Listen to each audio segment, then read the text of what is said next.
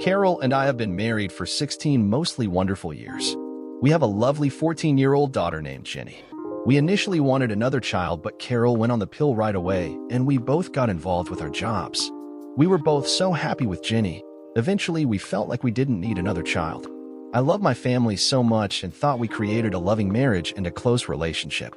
I've always felt lucky to have an intelligent, attractive wife. But sometimes I wondered if having such a pretty wife would lead to some difficulty. I was always amazed and delighted that such a beautiful woman decided to marry an average-looking stiff like me. Whenever I brought this up, Carol would laugh. I guess I just felt sorry for you, Mark. You looked so dejected when I met you that first time. I just had to cheer you up. Well, you sure did a great job at that. I'd reply smiling. After I met you, I've never felt dejected again. I love you. I love you too, Mark. That teasing banter always got a big laugh from both of us. But lately I've been thinking seriously about her answer. She was correct, you see, that I was depressed when Carol and I first met. I'd just broken up with my longtime girlfriend from college. Yeah, I was dumped. I cared for her a lot. When she wanted to break up, I was very down in the dumps. We'd been going together for 3 years and the breakup hit me hard. I found out later she met another guy from her hometown and wanted to pursue a relationship with him. There was no cheating involved, and she always said she had fun with me when we were together. But she was soon leaving the area to return home and didn't want to maintain a long-distance relationship. In fact, she had met this guy a couple months before, during a break in our classes. She said they hadn't had sex, but she was interested and decided to break up before cheating on me. I guess I respected her for being honest, although it still hurt. Before I met Carol, I finished college with an accounting degree, got a job right away, and started my career as a single man. I dated a few girls, but never met anyone I really cared for. My sex life was infrequent.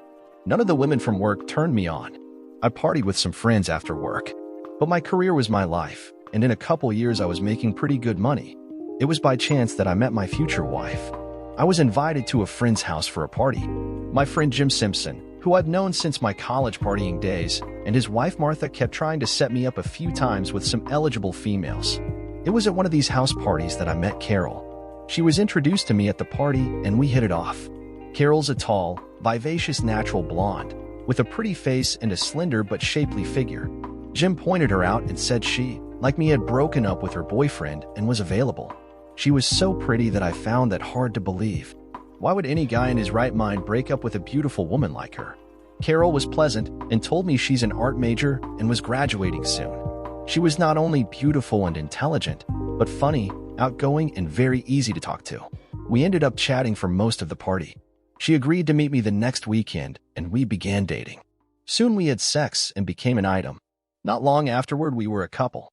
At first, Carol made it clear she was still dating other guys. But after a few months, we became exclusive. At least I was. It took her a little longer before I knew she had only eyes for me.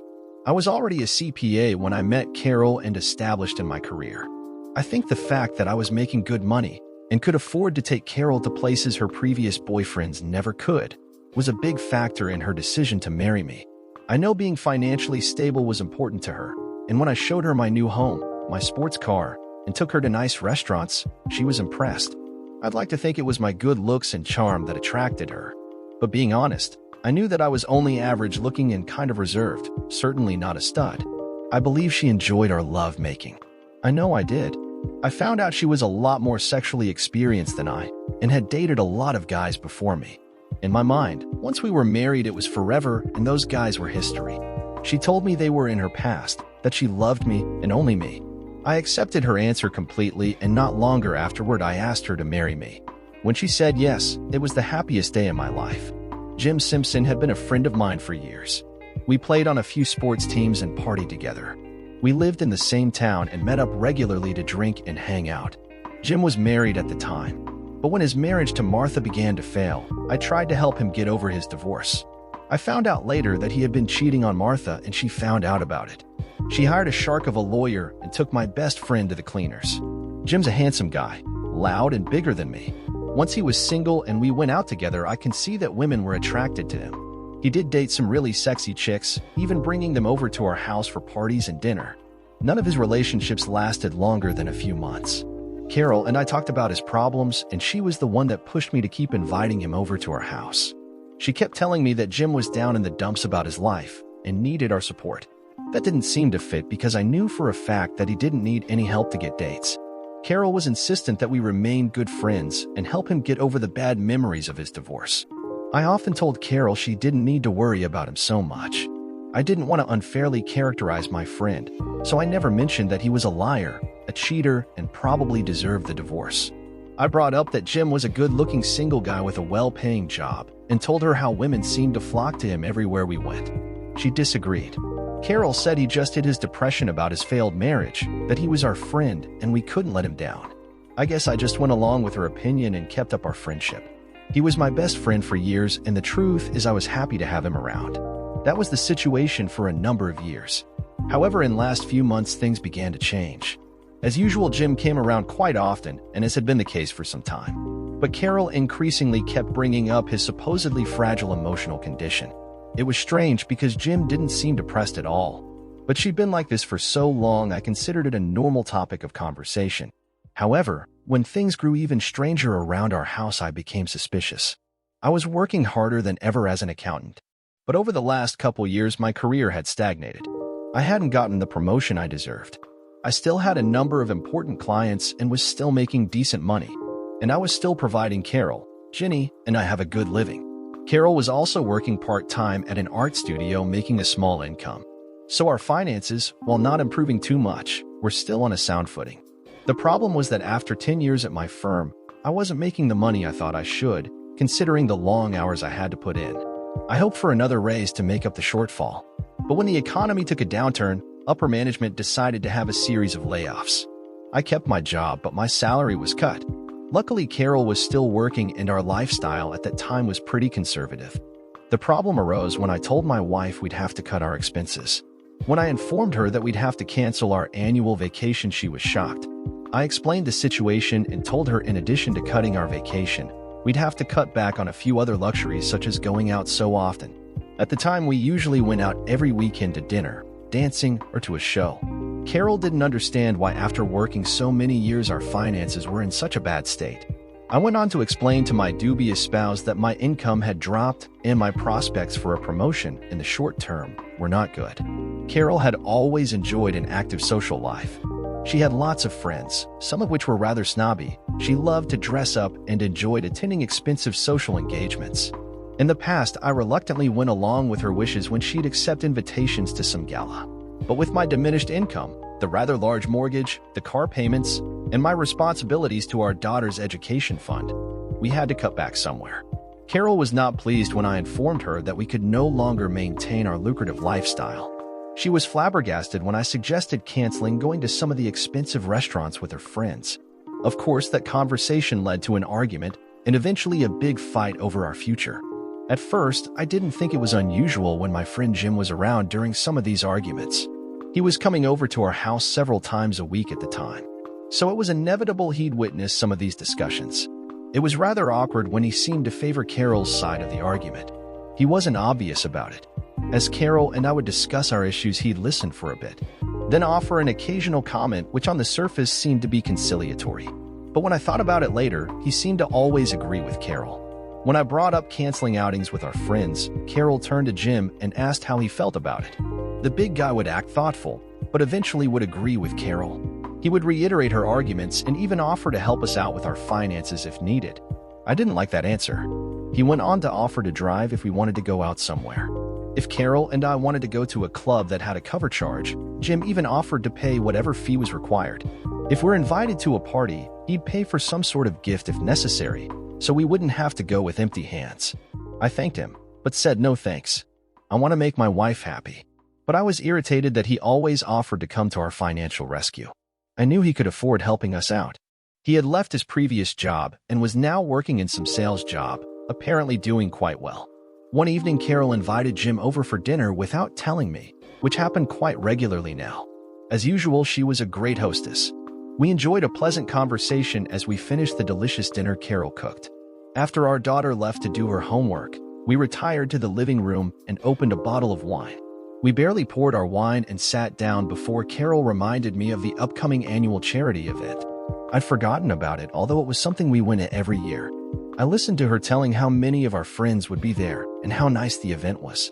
I already knew about this event and also how much it would cost to get in. When I explained that we couldn't afford any sort of party this month, Jim suddenly spoke up. He said he understood my reluctance, but that this event was for charity and it would be a shame not to contribute in some way. Carol eagerly listened to him with a look of delight on her face. When my friend offered to assist us with the cost, Carol was elated. I, however, was pissed. He was well aware of our financial situation and my feelings on the subject. I guess I expected my best friend to support my decision, but that wasn't the case. Carol listened silently to my objections. Then she shot me a glare and glanced over at Jim. They shared a look that immediately raised my suspicions. "Come on, Mark," Jim said pointedly. "You know this is an annual event and one that we've never missed. It'd be a shame not to go over just a few bucks. We've been going for years, and I was also disappointed. But I knew that we needed to keep our expenses down so we could afford the large mortgage payment that month. We just have to go, sweetheart." Carol insisted, patting my hand. "I know it will be a little tight, but everyone we know will be there." Jim chipped in. "You know the guys would love to see you, Mark. I know they're all looking forward to it. It'll be a blast." Before I could reply, Carol squealed, "We had so much fun last year, remember, honey?" I shook my head no, and Carol scowled. With a determined glare, she said, "I'm serious, Mark. We have to go, honey. All our friends will be there, and I've already spoke to Mary and Gwen. I don't want them to think that we don't contribute to charity. Everyone wants to give to charity. But I was thinking that if we don't get our finances together, we'll be the ones that have to accept charity. It's just not in the budget this year." I told them flat out.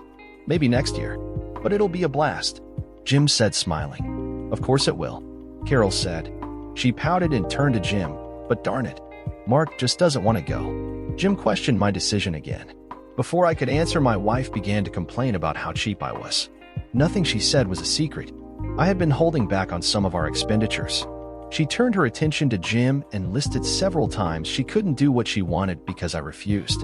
"You see, Jim," she said to him, ignoring me, "I'm trying to enjoy a great social life, but Mark's not letting me.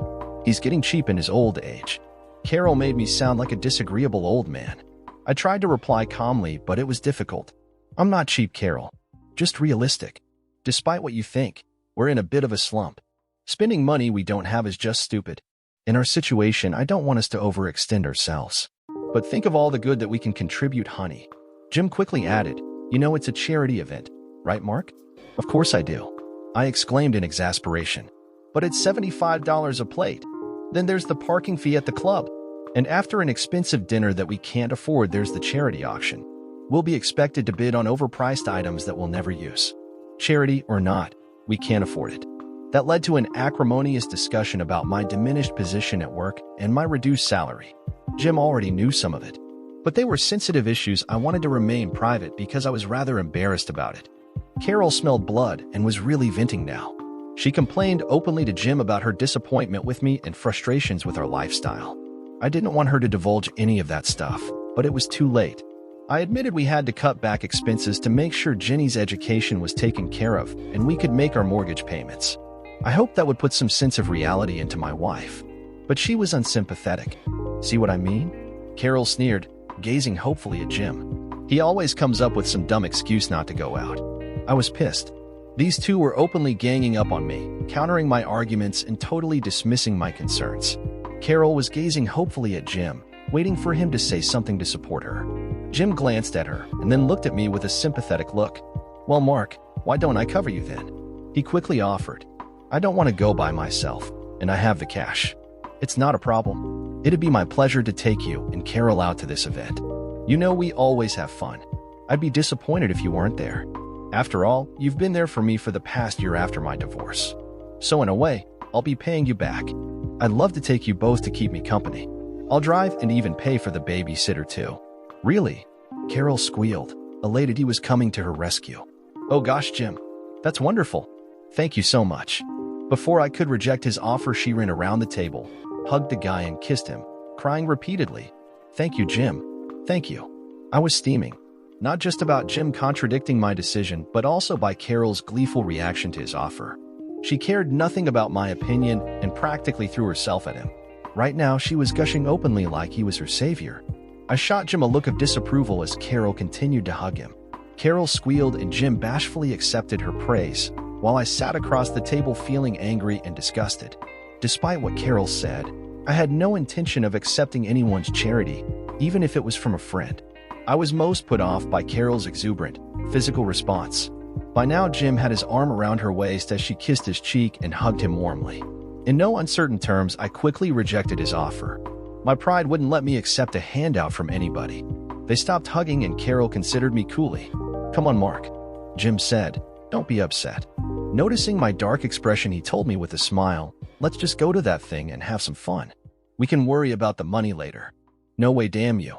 I'm serious about this," Carol declared. "Oh, just be quiet, Mark. You can pout about this all you want. But we're going, and that's final.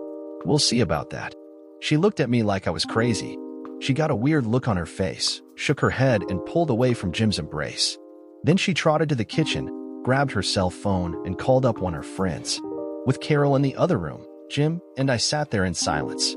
I glared at him across the table as we both heard my wife in the other room chattering away. He looked a little uncomfortable as Carol chatted giddily with her friend. "Oh yes, we're going. I told you we would." She cried into the phone. "Oh yeah, I know. Well, not really, but I told you we were going. I know what you thought, girl, but knew Jim would come through for us. He's been such a good friend." "No, I don't think so. But you know how he can." Her voice suddenly slipped to a lower volume to where I couldn't hear her anymore. Then Carol peeked into the living room and glanced over at me with a smug look. She spoke quietly into the phone as she headed back into the other room for privacy. After that confrontation, the friendship Jim and I shared was broken. I thought as my buddy he would have taken my side, but he didn't seem to be bothered about ignoring me. He tried a few times to explain that he just wanted Carol and I to have a good time, so I should just accept it. In my mind, he had taken sides, and it wasn't with me. A while later, my wife came back into the room with a huge smile on her face. She once again thanked Jim, hugging him and kissing his cheek. It seemed a bit over the top to me when she didn't seem to want to leave his embrace. I told them again that we're not going, and that was my decision. Jim tried to intervene and Carol kept hugging him, informing me that she was going and wouldn't hear of it. I kept shaking my head no. But both Jim and my wife weren't listening. I guess they were determined to use the time before the event get me to change my mind. Looking back, that argument may have been the beginning of the end of my once happy marriage. The week before the charity event was frosty in our house. Even our daughter Jenny noticed the deep freeze. She was 14, but she wasn't stupid. She knew about the charity event and knew there was a simmering issue between Carol and I that wasn't being resolved. "What's the matter, Dad?" she asked one day when Carol was out of the room. "I know that you and Mom are arguing about something. She wants to accept charity and I don't want to." "Charity? You mean welfare or something?" "Not exactly, but it might as well be welfare," I told her. "I wasn't brought up to depend on anyone. It's a matter of pride, darling. Once you start taking money from people, it's hard to stop. I've never accepted charity in my life and don't intend on starting now. It's about that charity event, isn't it?" "Yes. We simply can't afford it, Jenny. I'm not taking a handout just to put on a big show for our friends." "But Mom said it's from Uncle Jimmy," she replied, studying my reaction. "He's your friend, isn't he? I'm sure he doesn't think it's charity. Just one friend helping another. Is that how your mother sees it?" Jenny lowered her eyes. "Well, we spoke about it. A little. That wasn't any surprise." Carol was pleading her case to get Jenny on her side behind my back. Knowing my clever wife was using my daughter to influence me pissed me off. "I'm sure your mom has told you all about it then," I said, holding my temper. "But no matter if it's from a friend or not, it's still charity. I don't want to raise you thinking that we are that hard up. My dad never accepted charity his whole life, and he had more problems than we do. But Dad, it's just a party. It's not like we're accepting cash, you know. And Uncle Jimmy is our friend." I was getting annoyed that she kept referring to Uncle Jimmy. I guess that's how Carol must refer to him when I'm not around. I answered my daughter with a little more anger than should have. "If your Uncle Jimmy," I sneered, accentuating his label, "was my really friend, he'd keep his big mouth shut, his nose out of my affairs, and leave my family alone." My bitter reply caught Jenny off guard, and she drew back, looking scared. Then she ran up to her room and closed her door. I felt bad for speaking so bluntly, but I was sick of hearing about Uncle Jimmy and his gratuity. I needed my family to support my decision, although it seemed it wasn't the case. Each day, Carol kept smirking at me. I kept insisting that we weren't going to any charity event, with or without Jim's help. Each time we had that discussion, She shot me a dark look, and we had another argument. A few days before, Carol addressed me with undisguised aggravation. "Listen, Mark," she said, "I don't know why you got your panties in such a bunch about this. You know we go to this event every year, and I don't intend to miss it this year, despite your problems at work. I know we're having a little financial difficulty right now, I get it. But we're certainly not poor, and we still need to keep up appearances. If we don't attend, all my friends will be aware of our problems. They'll be talking about us, about me, and I don't want to hear the gossip about it later. Jim has offered to help us out, and if you're the man I thought I married, you will accept it with a smile. So that's it." I blurted out angrily. "I'm not man enough now? Oh shit, Mark. Will you just stop? Of course you are. Just grow up. Then it's all about the gossip?" "Not all about it. But yes, I want our family to look good. And I do want to be considered a valued member of our social group. We have made a lot of friends over the years, and I want to go have an enjoyable evening with them. Don't you want to be seen with me? That's not fair, and you know it. Of course I want to be seen with you. I love you and always have. But this argument has gotten me quite pissed off. I thought you would support your husband as a good wife should, and try to understand our situation. I can see that's not the case. So if you want to disrespect me this much, just go without me. You a-hole," she cried angrily. "You think I'm not a good wife? That's a bunch of shit, and you know it. For 16 years I've taken care of you and Jenny without so much as a complaint. Lord knows I could have complained about a lot of things, but haven't. Like what, damn it?" She gazed at me with an icy glare. For a moment she didn't speak. The silence was deafening as I waited her out. "So you're going to the mat on this, are you?" she said bitterly. "I thought I could convince you that it would be good for us to have a night out together. Lord knows that hasn't happened lately. You haven't taken me out on a real date in months, and I'm sick of it." "That's a lie. We go out to dinner as a family every week. We also go out dancing on occasion, just not to those posh, expensive joints you're hooked on. I told you, Carol, we can't afford that right now. Once Jenny's education is taken care of, I'm sure things will loosen up." Carol looked like she'd bit into a lemon as she listened to me. She seemed to come to a decision and suddenly calmed down. But the triumphant look on her face was troubling. "So my dear husband, if you aren't going to give me this one night out, then I guess I'll have to be Jim's date. I'm sure he'll be proud to have me, even if you aren't. And don't think it's going to be a platonic date either. I'm going to give your buddy all the attention that I would have given you, and I know he's going to appreciate it." "You witch." I snapped with more anger than I felt in a while. "I should have known you had this in your head. Don't let me stop you then. Go out with him, but don't think I'll forget this sordid betrayal, and I wouldn't forget Uncle Jim's part in this either." I stomped out of the room and slammed the door as she yelled, "You a-hole. I'm going, damn it." Well, that didn't go well at all. As I stomped away, I passed by the living room. Jenny was watching TV. I know she heard the whole argument when she glanced over at me with a frightened look. I wanted to hug and console her to soothe her fears, but I was too worked up at my stubborn wife to say anything nice.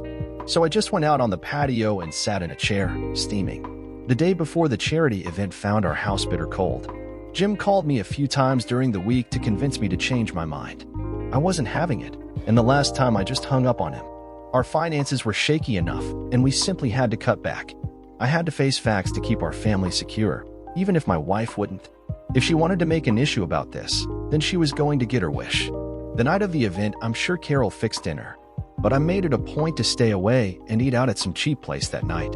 I got home after Jenny and my wife finished eating. I mumbled some greeting and Jenny said, "Hi, Dad." Carol didn't speak to me. She simply went into the bedroom and locked the door as she got ready for her date with Jim. To keep me from causing a scene, Carol decided to drive over to Jim's house and leave from there. When she came downstairs to leave, she made sure to strut around the living room, displaying her sexy attire. If I wasn't pissed off before, I was livid now. She had on a short, tight, aqua dress I've never seen before. It was shockingly brief and displayed her curves like it was painted onto her slender body. Her long hair was flowing, her makeup was fixed, and the high heels she had on made her shapely legs look great. The charity event wasn't that high class, so I was astonished to see her so dressed up. "Where'd you get that dress?" "Don't worry about it." Where'd she get the money to buy such an obviously expensive dress? But she wasn't going to tell me, so I kept quiet. Carol ignored me as she went to where Jenny was sitting in front of the TV, leaned down and gave our daughter a kiss. "Wow, you look wonderful, Mom. You look like a movie star in that dress." "Thanks, dear." Carol's smile disappeared as she glanced pointedly over at me. She told Jenny loud enough for me to hear, "I know Uncle Jim will think so too." I just wish everybody felt the same way. Of course, that comment was directed at me, and I was furious. Unlike when we went out, Carol never looked this good on any of our dates. But for Uncle Jim, she went all out. I could see this was going to be an issue. I just looked at her with disgust and walked out of the room. I wanted her to know I was angry, and she definitely knew it. "Goodbye, Jenny," Carol said, walking to the door. Speaking to my daughter and ignoring me, "I may be out late, honey, so don't wait up." She walked out the door and didn't look back. Jenny saw my dismal look and shot me a look of pure pity, which again pissed me off. I knew she hated being in the middle of this, and I wasn't happy either. Something about my daughter pitying me made me even more angry. I marched to the den and shot off a quick text to my former best friend. "I thought we were friends, Jim. Now that you're dating my wife, I know you're just another sleazy a-hole. After tonight, don't bother contacting me and don't consider yourself my friend. You're not welcome here ever again. Have a good time with my witch of a wife, you prick." I quickly got one back. "It's not a date, Mark, and you know it. I wanted you to come, but you're too stubborn. I'm just letting Carol have some fun, and then I'll make sure she gets home safe. We'll have to talk later. Please don't be upset with me." I sent back, "Screw you, shithead." I didn't hear back. I tried to keep my mind off my wife, but it was impossible. Jenny and I watched TV for a while and tried to converse like nothing was wrong. I don't even know what we watched. She could tell I was upset. To her credit, Jenny spoke kindly to me and tried to make me feel better. I was pleased about that. But it wasn't going to be a good night, and we both knew it. Around 10, Jenny went to bed. It was early for her. The situation was so awkward, I guess she couldn't take the tension. I could hear her talking on her cell phone with somebody when I went to bed. Somehow I managed to sleep, but I was woken up by the noise of the front door closing. I glanced at the clock and saw it was 2:30 in the morning. I could hear voices downstairs and knew it was my wife and my former friend. I rolled out of bed and glanced into the living room. They were still near the front door, and it was clear Carol was sloppy drunk. So drunk and unstable she was hanging onto Jim's arm for support. Her hair was messed up, her eyes were droopy, and she was swaying and giggling. "Thank you for such a wonderful time tonight, Jimmy." She laughed, slurring her words and hugging him close. She threw her arms around his neck, pressed her lean body against his, and gave him a steamy kiss on the lips. It lasted far longer than was proper, and Carol didn't seem like she wanted it to end. Finally, Jim pulled back and glanced around tentatively. "It was fun, but it's late and you should get to bed now, Carol." "But I don't want to." "Go to bed. Mark might be worried about you." "Screw him." She sneered with a giggle. "He's a wet blanket, and I had so much fun with you tonight. Let's do it again, okay?" I was at the top of the stairs where they couldn't see me. Jim looked uneasy as he glanced toward the hallway. He knew our bedroom was located. He couldn't see me, but he was probably wondering if I was listening to them. "Let's not talk about that now," he told her. "Go get a shower, get some sleep, and try to make up with your husband." "Screw that a-hole." She slurred and again fell into his arms. "Why don't you stay and have a drink with me? It's not that late, honey." "No, I don't think that's such a great idea. You know he's upset, right? I showed you his text earlier. He's having a snit, and I don't care. Why don't we go over the sofa and I'll get you a drink? Please." "No, Carol. Not tonight." "Oh, come on," she murmured and pulled his head down for a kiss. This time Carol French kissed him for a bit before he pushed her away. "Please, Carol. I'm trying to keep us out of trouble." He chuckled. "You're making that real hard right now."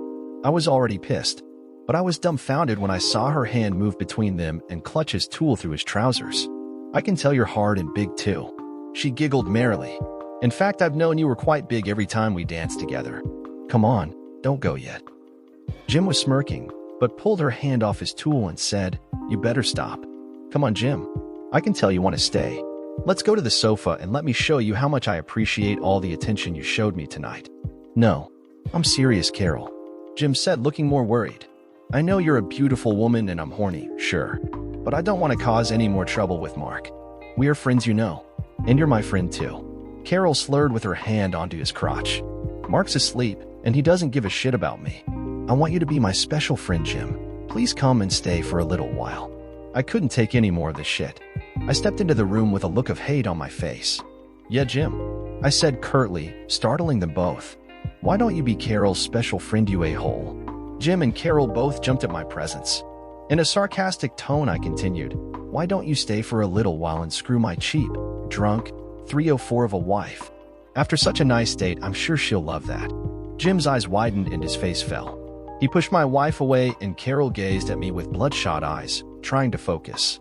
It took a moment for her to regain her composure and sober up a little. "Listen, Mark," Jim started to say. "No, you listen, you shit face. I can see now just how much of a special friend you are to my wife. So just screw her. Take her over to the sofa and give the filthy, slutty 304 what she wants." Jim shook his head sadly and turned to leave. Carol cried, "No," grabbed his arm and pulled him back. "Just shut up, Mark. Jim was nice to me all night and he doesn't deserve this. Then give him what he deserves, which?" I cried. "You want his big hard meat, so go for it, you cheating 304. Damn you a-hole." Carol screamed. Her face was red as a beet. Jim just wanted to crawl in a hole. "Listen, Mark," Jim said apologetically. "I know you're upset about tonight and all, but we did have a great time and nothing happened, and I have your word on that, right, shithead?" I sneered. "I'm sure I can trust you." "Yeah, nothing happened. I know this looks bad." "Why, Uncle Jim?" I asked angrily. "Why does it look bad? Because my 304 is trying to give you a hand job and maybe a blow job for being so nice? Or because she's taking you over to the sofa to enjoy sex? Is that its Uncle Jim?" Jim looked at Carol, then at me. He shook his head and headed for the front door to make his escape. On the way, he said to me, "No, Mark. Listen, I got to go." He told my drunk wife, "I better go now, Carol. I'll help you to get your car later if you want." I think he was going to say more but saw my glare. Instead, he twisted away from Carol's grasp and hustled out the front door. As it closed behind him, Carol seemed to deflate. She looked drunk and dejected as she stumbled into the kitchen to get some water, probably to sober up. I left her there by herself and trudged back to bed. My marriage was no longer on solid ground. Carol woke up on the sofa. She never made it upstairs, and I found her lying there the next morning, sprawled out in her new dress. I tried to hold in my anger as I helped her up to the bedroom and flopped her onto the bed. I didn't undress her and left her lying in that tight, obviously expensive aqua dress. I did take off her high heels and pulled a cover over her. Carol slept until the late afternoon, painfully hungover, and I could understand why after watching her drunken performance last night. I was angry as hell that she just threw herself at Jim, but decided not to act like I was. I wanted to see how she would play it before tipping my hand. I knew our relationship had been off for quite a while. The argument about the charity event was just the latest disagreement. It was, however, the biggest argument we had ever had. Carol finally made it up for dinner and looked like shit. We didn't speak, because she didn't want to. I just kept silent, determined to make her bring up her disgusting behavior. She slept in the guest room, and the rest of the weekend we tiptoed around each other. She was so drunk, I'm not sure Carol even remembered much about that night. She's not a drinker, so whatever she consumed that night probably had her nearly blacking out. Saturday morning, I made Ginny and I breakfast. She mentioned Carol coming home with Jim and asked what the argument was about. I didn't offer much of an explanation, just that we're still working through the charity event issue. Ginny accepted that vague explanation and left the house early. She told me she was going to go over to a friend's. I told her to call in a few hours to check in. I went to work Monday as usual. Carol took a while to recover and didn't go to work until Wednesday. We didn't speak about that night until the middle of the next week. I think it took her that long to clear her head from all the alcohol she drank. She acted embarrassed when she tried to apologize for her behavior. I was still too angry to accept any apology. I let her tell me that she was sorry, then spun around and left her standing there. That pissed her off, but I didn't care anymore. Jim called me a couple times. I ignored his calls and let them go to voicemail. I listened as he apologized about how that night turned out, and that he wanted to talk about it. He wanted to meet me, but I never responded. I'm sure he wanted to soften the guilt he felt for betraying me. I didn't give a shit about him anymore. As far as I was concerned, our friendship was over. One evening when I was out washing the car, I went inside for something and heard Carol speaking on the phone in the kitchen. She didn't know I was there, so I tried to listen to her conversation. Yes, it was wonderful. She told whoever she was speaking to. I know he's still pissed at me. Haha. Yeah, so what? Thanks. No, Mark didn't get it. It was Jim that bought it for me. Yeah, I know. It cost a fortune. He's such a sweetheart and so handsome. I would have. Haha. But Mark woke up as I was trying to get him to. Yeah, I know. Mark saw me trying to get him, and yes, I know. Yeah, ha ha ha. Oh, it sure was. Not only big, but hard too. Real hard. My 304 wife was talking to one of her girlfriends about Jim's meat. Oh, Mark would have a fit if he knew that. No, you can't tell him. No. Haha, I have to keep that quiet. I hope he does. We're trying to figure out when. I know, but I have to be careful. Mark doesn't know. If he called me, he's been calling me all week. I don't know if I can. Of course I want to. Who wouldn't want to date a guy like Jim? You better not. I'm serious. Okay. I know. She chatted a little more, but I'd heard enough. I was almost sure she was going to date my ex-friend. I could hardly believe how much our marriage had crumbled in the last few weeks. I caught Carol on the phone a couple more times. Whenever I entered the room, she'd either turn away and speak softly or simply hang up. On the weekend, Jim suddenly showed up at our house in his big SUV. I was in the driveway fiddling with my car when he pulled in front of the driveway. He got out of his big car and strode up our walk smiling as if everything was fine. Carol must have known he was coming because the second he got out, she immediately came outside with a weird smile on her face. We haven't been speaking, so when she approached me and began to speak to me, I was immediately on my guard. Hi, honey. I invited Jim over for dinner. She told me flat out. When I started to object, she held up her hand to stop me. Listen, Mark, I know what you're going to say. You're still upset about that night, but I think that you two need to talk. Jim wants to. We need to get over this and get back to being friends again. Jim was a few feet away and smiled as he approached. Hi, Mark. He said good-naturedly and held out his hand. Nice to see you again, buddy. I just stared at that idiot with a cold look. Trying to diffuse the situation, Carol moved next to me with a sweet smile and slipped her arm around my waist. She whispered, "Go on, honey," with a big smile as she tried to coax me forward to shake his hand. I just let it hang there in the air and ignored it. Jim's smile disappeared as he realized the insult and lowered his hand. Next to me, my wife tried to soften the tense atmosphere. Hi, Jim. She gushed, ignoring my harsh glare. Nice to see you. I'm glad you came over today. I was just telling Mark it was time to clear the air and... Screw you.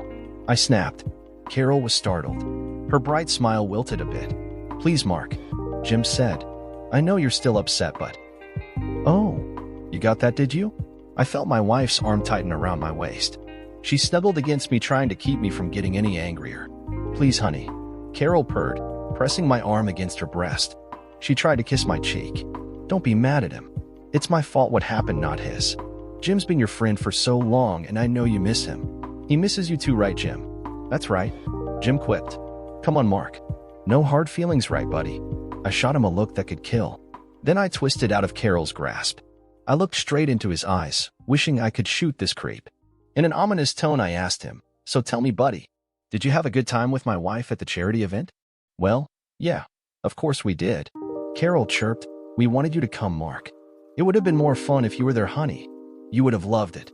She hadn't spoken to me in nearly a week, and now she was acting all sweet and innocent. I didn't believe her for a second. Jim gazed at me tentatively, and I looked right back in his eyes. So did you guys dance together? I asked him. Well, yeah. Everyone was dancing and all. Of course. Carol moved next to me again and slipped her arm around me. With a sugary sweet smile frozen on her face, she said, Of course we danced, Mark. Everyone was dancing and having a great time. Like I said, you would have loved it if you had come. I ignored my wife's irritating chatter and kept my attention on Jim. So you danced, huh? Did you dance the slow songs, Jim, old buddy? Hold Carol in your arms? Feel her tits against your chest in that skimpy dress she had on? His face twisted into a strange grimace. He was uncomfortable, perplexed by these probing questions. No, nothing like that, Mark. He replied innocently. Just, dancing and having a good time. Nothing inappropriate. I glared at his face for a moment longer. Then I pushed Carol away so she was next to him and turned my attention to her. And you, my dear honest wife.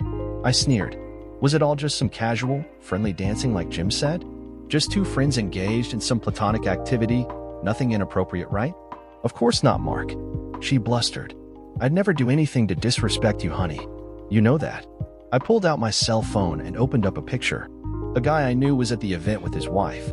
At my request, he sent me a few incriminating photos of my wife and the a-hole. I turned the phone so Carol could see it. It took my wife a moment for her to realize it was her and Jim dancing close at the charity event. Suddenly, the blood drained from her face and her eyes bugged out. So my faithful wife, dancing like this with my dear old friend, is just some platonic dancing, right, honey? I snickered sarcastically as she gazed at the phone. Jim moved closer so he could see, and his face went dark. Where did you get this? He asked. It was a side shot of Carol and Jim on the dance floor. Couples were dancing all around them. Some were glancing with amusement at my wife and my former friend engaged in an intimate embrace. Jim's taller than me and he towered over Carol. That didn't stop her from sliding her arms around his neck, pressing her live body against his and Jim leaning down to kiss her on the lips. It was a still shot, so there was no way to know how long the kiss lasted. But to someone who didn't know them, it was very incriminating. Carol's face blanched as she saw how intimate their embrace was, not to mention the kiss. I heard Jim gulp, "Oh boy." I flipped another picture and asked, "Carol, my dear, I guess you enjoyed that kiss by how you were gazing up into his eyes." The next shot was closer, with only their upper bodies in view. Jim's hands were placed around her waist, and Carol was gazing up at him with adoration in her eyes. A couple next to them was watching with smiles on their faces. I flipped another picture, and this one had them sitting in a booth. Jim's arm was around her shoulders, his hand hovering over her breast. Carol was leaning against his shoulder, her face turned up to his as if expecting another kiss. The last was a shot of them outside on a patio. They were hugging with Carol making no effort to pull away. Jim's hand was on her bum this time as she leaned against his tall frame. They weren't kissing, but seemed about to. Both Jim and my wife were stunned at the photos. Jim's face flushed with embarrassment, and he began making choking sounds as if trying to speak. Carol had deflated with shame, but seemed to regain her composure first. "Who sent them to you? What difference does that make?" "Well, I know that looks bad, honey," she mumbled. But it's really not like that. At all." "Oh, really, Carol?" I said in disbelief. "It sure looks like my wife and my former friend were having an intimate date, making out, fondling each other, and who knows what else. Probably screwing in the parking lot. Something you invited him to do on our sofa. Remember that, you stupid witch." I gazed straight into Carol's eyes as she lowered hers. "I can't believe you acted like a 304 right in front of people we know. Did you get a nice feel of his big hard tool, honey? Were you going to screw him when you got home? Or was that the second time he would have gotten lucky that night?" Jim blurted out, "No way, Mark. I know that looks bad and all, but it really wasn't like that at all. No one thought we were a couple. We just had a few too many drinks and we were having fun, and—" Carol cut in. "Yes, Mark, it was more my fault than Jim's," she explained, trying to sound reasonable. "I probably had too much to drink and I got a little frisky. But nothing happened, honey. Only a little kiss and a bit of hugging. You know, probably a little inappropriate, but nothing to worry about. Did you get a good feel of his big meat, Carol?" Her jaw dropped. Jim frowned with irritation. "Listen, Mark, that's not fair. Not fair." I cried, loud enough that both of them cringed. My wife glanced around in embarrassment, afraid the neighbors would hear me and come out to investigate. I was hoping they would. "Please, Mark, not so loud," she whispered. "Can we go inside to talk about this?" "Hell no," I yelled. "I'm fine right here. I don't want this a-hole in my house ever again." I turned to her and asked, "So Carol, honey, let me ask you another question. Where'd you get that slutty green dress you wore? You know, the one with your tits hanging out. I know I can't afford it, and doubt you can either." My question caught her completely off guard. Carol's eyes widened with a stunned look and her jaw dropped. I heard Jim gulp, "Oh shit," and he seemed to slump a bit. "No answer," I said accusingly. I turned to Jim, whose eyes were darting around with guilt all over his face. "Did you buy her that slutty dress, a-hole? Don't try to lie, you creep." "Well, he started to say, glancing over at Carol. My wife stopped him with a wave and said softly, "Yes, he did, Mark." Her eyes lowered. "I needed something nice to wear, and I haven't bought anything new in ages. The dress was a gift from Jim, and I knew you wouldn't like it, so I decided not to tell you. And those hooker heels you had on? The ones that made you stand about 5 inches taller and made you look like a cheap $20 escort? Come on, Mark," Jim said with irritation. "They're not like that." Carol's flushed face and darting eyes told me all I needed to know. "I see exactly how it is, you witch." I snapped at her. "He basically bought you that night, and you tried to reward him later. You know that's what paid escorts do, don't you? He paid for you, and you tried to screw him." Carol's shame seemed to wilt. Her face grew hard and her eyes were blazing. Jim tried to say, "Please, Mark, there's no call for that now." I spun around to him and shouted, "You made my wife a 304, and you have the nerve to tell me there's nothing wrong? You're a real creep. I wish you were dead. Both of you." One of our neighbors was watching from the porch. Carol noticed that we had an audience. She blushed and looked embarrassed.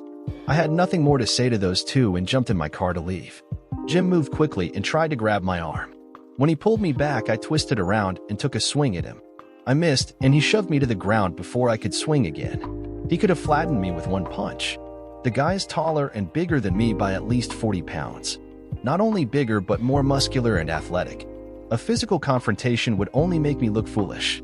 I got up and brushed myself off as he held his hands in a defensive manner, trying to calm me down. As for turning my wife into a 304? I said, glancing at Carol with disgust. Well, a-hole, you're definitely doing a great job. She was staring at me with a shocked expression. The neighbors on the porch were clearly interested now. Another couple from down the street was walking by and were watching the argument closely. You're his 304 now, which? I yelled loud enough for our audience to hear. He paid for your dress, your hooker heels, and your date. So just take him inside and give him the payoff, some of your leaking holes. Or give him blow job. We all know that's what you wanted to do that night, right? I moved toward my car, and this time he didn't interfere. Another neighbor peeked out their door wondering about all the commotion. Carol was blushing pink as she noticed that we had an even larger audience now. One thing I learned about her recently was how important her reputation was to her. This public airing of our differences was probably killing her. Mark, please stop it, honey. She pleaded in a whisper. Don't go away yet. It's not like that. Let's go inside and talk this out. Yeah, Mark. We really need to clear the air, man. The a-hole agreed. I looked at them both like they were a piece of shit on my shoe. Yeah, I want to finish this. I told him bitterly. So, if you're still here when I get back, I'm gonna get my gun and blow you away. You clear about that? Jim gazed at me in silence. Carol looked sullen and angry. I spit at their feet, jumped in my car, pulled out of the driveway and sped off, burning rubber in the process. Our neighborhood would have juicy gossip for months. When I got home that night, Jim was gone. Carol was in bed and I was smashed to the gills. I had a cab bring me home because I was too drunk to drive, and the bartender wouldn't let me out of the bar with my car keys. I fell onto the sofa and didn't wake up until about noon the next day. I quickly called in sick to work. My boss was pissed, but there was no way I was able to perform being so hungover. I also took the next day off too, because I still wasn't right. I finally woke up and got some food in my stomach. That seemed to help. Carol was gone to her part-time job at the art gallery and Jenny was at school. I guess I was feeling a little guilty about my behavior. I don't know why though. I still blamed Carol and Jim for the problem. When Jenny returned home from school, I apologized for my loud confrontation. She acted like it was no big deal, but I knew she had probably witnessed the whole thing and heard everything I said to her mother and Uncle Jimmy. We spoke about it for a while and then left it alone. I fixed dinner before Carol got home. She wasn't home on time, and Jenny and I ate dinner without her. I was still pissed, but my hangover softened my anger a bit because when my wife finally did make her appearance, I didn't confront her again and just left her alone. We ate, cleaned up the dishes, and went to sleep that night without touching each other or even speaking. The next day, we tried to act normal for Jenny's sake, and the atmosphere about the house was a bit better. She did make sort of an apology, saying she was sorry I didn't attend the event. And no matter how bad those pictures looked, nothing inappropriate went on between Jim and her. I noted that she didn't say she was sorry she went, just that she was sorry how it worked out. I let her speak and didn't offer an answer. A few days later, I heard her on the phone again. She thought I was in the backyard and didn't notice I was around the corner when she was speaking openly. It's okay. Yeah, I can talk. He's out in the yard. No, he's still real upset about everything. I don't want to approach him about that yet. Yeah, well, you know I do. Maybe if we are careful we can. I don't know. I just don't want to stir up any more trouble. She listened for a bit, then said, he won't be so forgiving next time. Okay, yeah, I'll call you later. Of course I miss you. We can't. No, please. I know. Just let me talk to him first. Okay, right? I'll work on him tonight and get back to you. Probably tomorrow.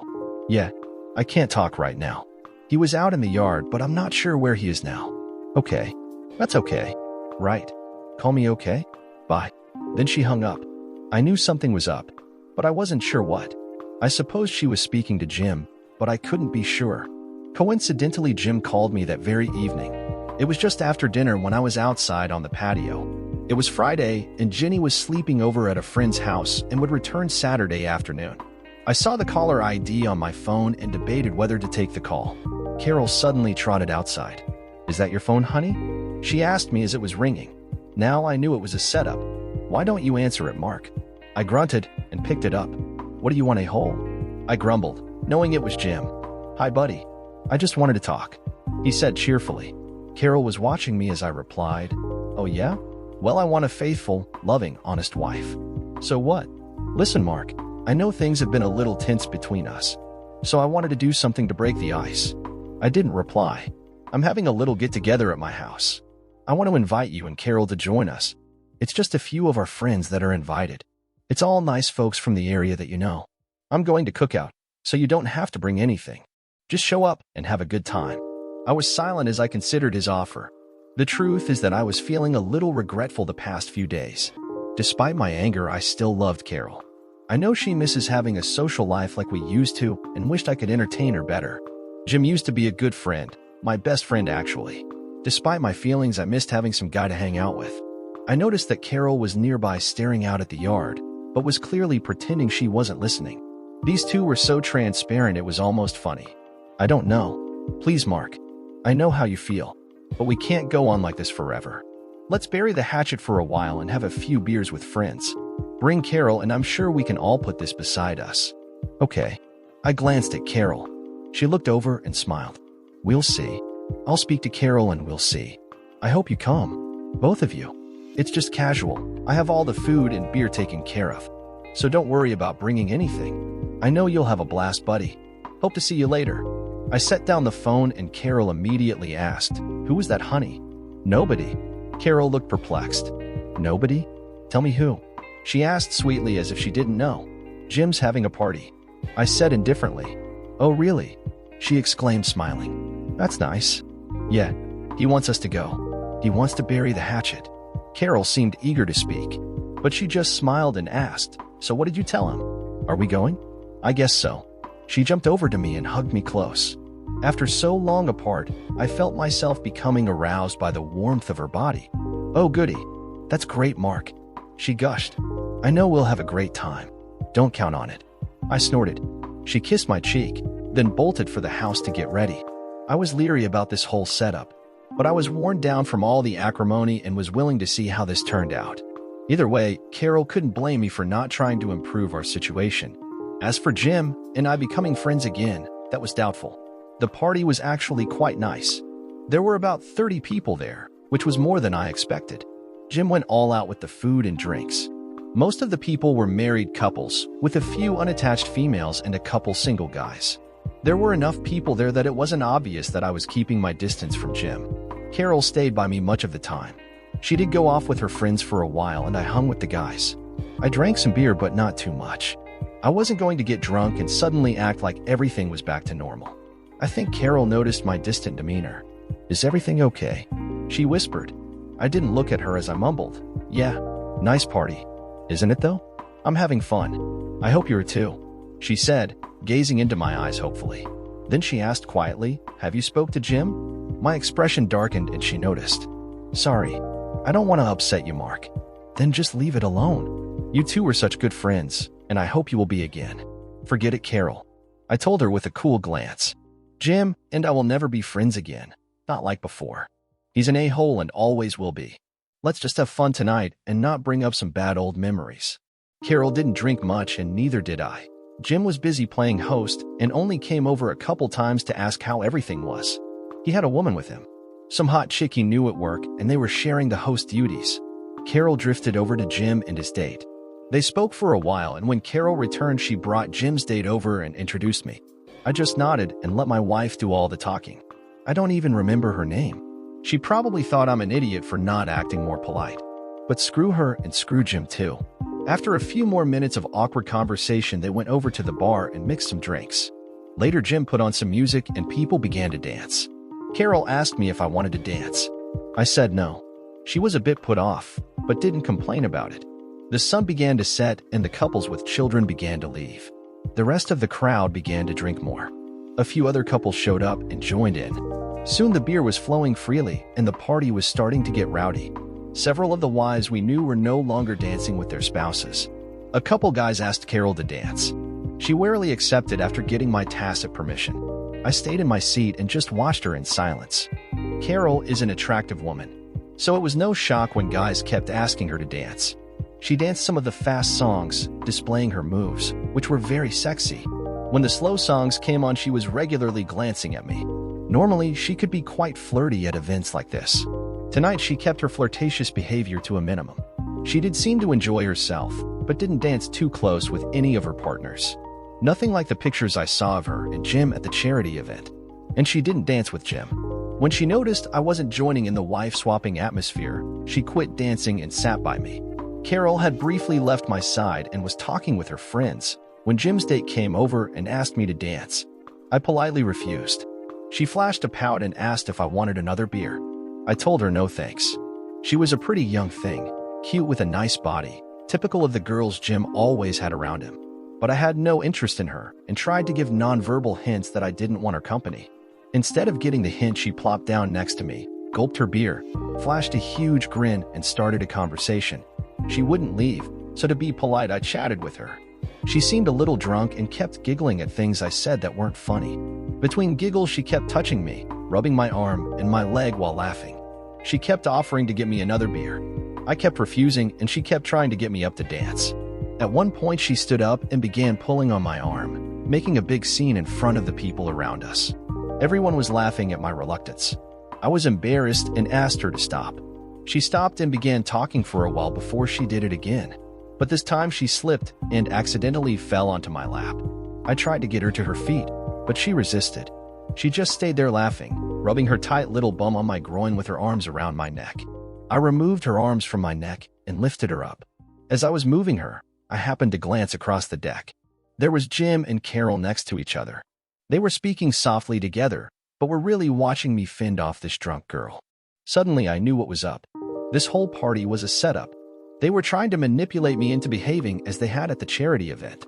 This sexy girl was basically throwing herself at me, trying to get me to behave badly so I wouldn't be able to criticize them. I shot my wife a harsh stare. She caught my look, cringed, and realized I was onto their trick. I kept my eyes on my conniving wife as I kept pushing the girl away. When she wouldn't stop pestering me, I unceremoniously shoved her off my lap. The people around us were laughing as I marched across the deck, away from this cheap bimbo. I passed by Jim and growled, "Nice try, a-hole." His expression darkened as I marched away. A few moments later, Carol came trotting over, probably to deny there was any ulterior motive. I didn't want to hear any more lies. When she started to say something, I cut her off with a glare. The party was in full swing as I informed my wife it was time to leave. She looked disappointed but didn't argue. I didn't bother to thank Jim for the invitation and went straight to my car. Carol said it was impolite not to thank him, so she made her way to Jim and his date. She spoke to them for a bit as Jim glanced over at me with a strange look. I was glad that he didn't come over to me because I'm not sure how I would have handled it. Carol then said goodbye to her friends. She obviously wanted to hang around because the party was still going strong, but she respected my wishes and we left the party as quick as I could. The drive home was somber. Carol casually mentioned how much fun she had and how nice everything was. I just nodded and kept silent. Carol chattered on about some of her friends and how nice Jim had everything set up. But my silence meant that the atmosphere was strained by the time we got home. The whole thing was a setup. Jim's invitation, Jenny's sleepover the same night, and his bimbo girlfriend trying to make a fool out of me. I was being manipulated and it was galling. But I held my tongue and Carol was relieved that I didn't make a scene. Since the evening up until now was all planned out, I wasn't surprised when my clever wife began to make amorous advances. From the time we got home, she was acting sweet, touching and kissing me all the way to the bedroom. It had been quite a while since we had sex, probably more than a month. Despite my irritation with my conniving wife, Carol's a sexy woman. Tonight, she was dressed to tease and please, and by this time I was horny as a goat. I refused and turned the other way. I just lay there in the dark thinking about the party we went to. I replayed the evening when she was dancing and having fun. I remembered her speaking to Jim and how he kept glancing over at me while they talked. It was all contrived. They were manipulating me. I replayed every second of their conversation and kept thinking about Carol's giddy reaction as they talked. I also remember the night when she decided to go with Jim, and when she got home how comfortable she was hugging and kissing him, and how anxious she was to get him onto the sofa. I know she was drunk and horny, but something about their friendly relationship didn't seem right. Jim's reaction also bothered me. He seemed to enjoy making out with my wife, but worried about the location. I'm not sure that he wouldn't have taken up on her offer if Jenny and I weren't there. I know that he's been a friend for decades, but the way he made out with my wife and how they were so friendly seemed wrong. Have they done this before? Maybe this wasn't the first time they dated. I tried to put these paranoid feelings aside because I wanted to trust Carol, and I used to trust Jim too. Inside my head, a little voice was whispering caution. Over dinner, Carol was quite animated about the party we went to. There was no mention of the charity event. Jim called me a few times after his party, but I didn't answer and just let it go to voicemail. His message was that he was glad that we came to his house and that he'd like to get together again real soon. He wanted us to get back to being friends, and he'd go more than halfway to get there. I told Carol that Jim was calling me, but I wish he wouldn't. She seemed pleased to hear that we had contact. She asked if she could invite him over for dinner. When I told her no, Carol frowned and we had another argument. She eventually told me to just get over my hissy fit, as she so delicately put it, and kept reminding me what a good friend Jim was and how he'd been there to help us. I knew he was successful at his sales job and made more than me. I was sick of hearing her praising him so often, but kept my mouth shut. I guess Carol thought that everything was back to normal between us. Probably Jenny did too. She was now talking about Jim as if he was still my friend.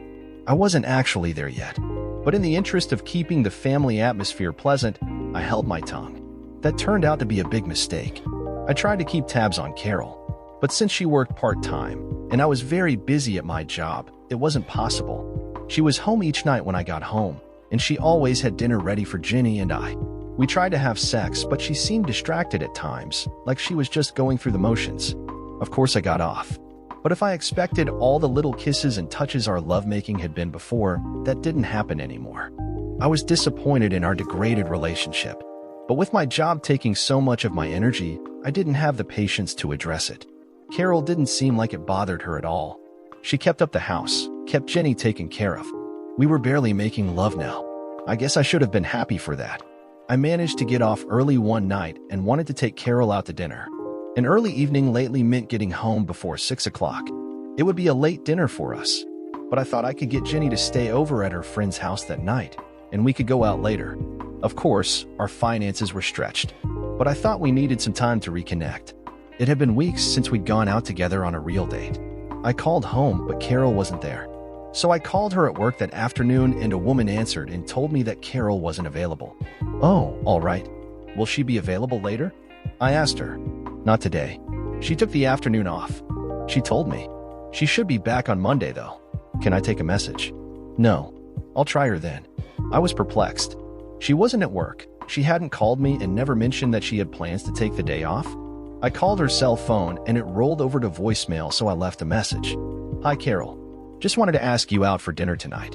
I miss taking you out and would love to take you to a nice place and show you off. Please call me back and I'll make all the arrangements. Normally, I'd get home by 7 or later. I guess she expected me then. But I was pissed when she didn't call me back until nearly 6 o'clock. It was too late to make arrangements for Jenny. Hi, Mark. She said cheerfully. Sorry, I missed your call, honey. I wanted to take you out. I sighed. I guess now it's too late. Oh, I'm so sorry, baby. I had to meet with a client, you know. It ran a little late, so I couldn't get back to you. Okay then. See you at home. Right. Love you. Love you too. The conversation was weird. Meet with a client? When did Carol start meeting with clients? Her coworker never mentioned that. Why take the day off? And why was her phone off? I hardly ever called during the day, so she had no reason to expect me to. But the whole thing stunk and I wasn't sure why. I picked up some pizza and just went home. When I got there, both Carol and Jenny were waiting. Jenny was happy about the pizza, and Carol apologized about missing my call. I didn't question her about it, but it was strange and had me thinking bad thoughts. That night, Carol informed me that there was a big party at the Royal Hotel this weekend and she wanted to go. It's going to be wonderful, Mark. She gushed before she saw my dark look and quipped, now don't look at me like that. I know what you're thinking. She said quickly, don't worry, honey, it's not going to cost you anything. There's no cover charge for this, and my company is picking up the tab for the dinner and drinks. It's some kind of a public relations gig to attract customers. There's also going to be a band, dancing, and everything. We are going to have a blast. This weekend? Are you sure we're free this weekend? Carol shot me a goofy grin and snickered. Oh, stop it, you wet blanket. You know we are. We don't go anywhere anymore. And don't worry, you won't have to pay a dime. I listened to her excitement about this party. I wish there was some way out of it, but she had her mind made up. I just hoped everything would go all right. Despite my reluctance, I was actually looking forward to taking her to this party. My wife is very attractive and fun. I wanted to take her to a nice, private dinner and maybe some dancing. But we needed a night out together, and maybe this public party was it. Little did I know. The night before the party, she hit me with the rest of the story. She was mentioning details of the party when she said in a suspicious manner, "And you know Jim's going to be there too, honey." Jim? What the hell? I didn't know that. We were finishing dinner and Jenny was already in her room. Carol was just staring at her plate, moving the food around with her fork. "Yes, honey. Jim said he would be there." I blurted out with surprise. "You spoke to him? When?" She looked startled for a second, but regained her composure quickly. "I heard from someone at work," she said without looking up. "Why is Jim going to be there?" "I think he's dating one of the clients." "You mean that woman he had at his party?" "No, not her. Somebody else, I think." "Jim's going to be there," I repeated angrily. Then I asked, "Tell me the truth, Carol. Have you spoken to him about this dance party?" She glanced up at me with a guilty look and mumbled, "No, not really. I just heard something. Maybe. I forget. He called you, didn't he?" I accused, feeling a knot in my stomach. "I guess. Maybe," she said as her casual attitude suddenly transformed to irritation. "Yes, he called me." "He did? So what?" "You know I don't like that prick." I spat. "And now I find out you're speaking to him behind my back?" "It's not like that," she answered. "He's a friend. He just called up to say he'd be there and hoped we would too." I stood up with an angry expression. I shoved the rest of my food into the trash and rinsed off my plate. "That's just great," I sneered. "After all we've been through. You're talking to that a-hole behind my back." "He's our friend, Mark. My friend too," she said defensively. "He's no friend of mine. And you're calling him and probably sneaking around with him behind my back." Her eyes looked straight at me as she stated tersely, "You can't tell me who to talk to. I'm a grown woman and I can choose my own friends. I just wanted you to know ahead of time that he'll be there. I was just being polite and didn't want to spring it on you and make you think that it was some setup. Can't you see that?" "Yeah, I see exactly. I already told you that I want you to stop talking to him. I guess you don't give a shit about my feelings." "That's not true. Just don't have any contact with him. You hear?" "No." "Damn it, Mark. I'll talk to him if I want," she replied curtly. "He's a friend and I will not shut him out. If you want to ignore Jim, I can't stop you. But I'm not going to turn my back on a friend of ours. So that's it." "Yes," she said with sympathy as she placed her hand on mine. "I don't want you to be mad. I want my husband back. Please go to this party with me. All my friends will be there. It's important to me, honey." I left it like that. I was going, but I wasn't happy about it. The night of the party, I drove Jenny over to her friend's house. She was going to stay the night so Carol and I could party as late as we liked. Carol spent most of the evening getting ready. She had her hair done and her makeup too. I just had to put on a suit and shoes, which took me about 10 minutes. Carol must have spent over an hour in the bedroom. When she came down, she looked stunning in a skimpy black cocktail dress that displayed her sumptuous curves to the max. Immediately, a dark thought hit my mind. "Where'd you get that dress? I've never seen it before." Carol shot me a gloating smirk and snickered. "I bought it with my own money, Mark. So don't get all pissy about where it came from. I do make money, you know, even though it's not as much as you. And I also bought the shoes too, if you're wondering." I tried to swallow my anger, but it was difficult. Her long, shapely legs were exposed in the short hemline of the skirt.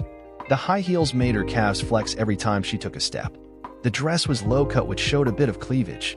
"You ready?" she asked, slipping her arm in mine. "Let's go out on the porch and wait for Jim." My jaw dropped. "Jim?" I gasped with surprise. "What do you mean?" "Jim's going to pick us up and take us there," she said as if I already must have known that. "That way you can drink if you want." "But what? Why?" I sputtered. "This is bullshit. We can just drive over there. I don't need to go with him." Carol held my gaze and spoke with determination. "I already spoke to him, and he's coming over right now." "You spoke to him? My God. But why?" "I wasn't exactly sure if you were going," she said, her blue eyes staring straight at me. "You were such a snit at the last event, I wasn't sure if you'd stand me up again. You took Jenny away, and I was worried you might just bail on me. There's no way I was going to miss this event tonight. So in case you got cold feet, I called Jim, and he said he'd take me." "Take you? Was he prepared to take you without me?" "No. I mean, I didn't want to miss it, Mark." I was enraged. Just as I suspected, Carol was making plans with this a-hole behind my back again. It was just like the last time. "I know you didn't want to go," she explained in a reasonable tone, I thought you may try to blow me off and just not go. Jim's a gentleman, and he said he would take me if you didn't show up. So he's on his way over right now. If you want to go, be ready in 10 minutes, Mark, or we're leaving without you. Damn it. I shot back, growing more angry by the second. So you weren't going to wait for me, huh? Well, why don't you and Jim just go without me? Maybe I didn't want to go anyway. Carol's expression grew angry like I've never seen. Her cheeks turned bright red and smoke was coming out of her ears. She snorted angrily, stood up, and stomped her way into the kitchen. Do what you want, you a-hole. She shot over her shoulder. I could hear Carol pouring herself a glass of wine in the kitchen. I took a deep breath and shrugged, trying to make some sense of this latest change of plans. I went to the bathroom to wash my face to calm down. While I was there, the doorbell rang and I knew Jim had arrived. Carol must have let him in, and I could hear her speaking, probably about me. I couldn't hear what Jim said, but I was angry that he was so involved with us again. When I came down, I saw them chatting.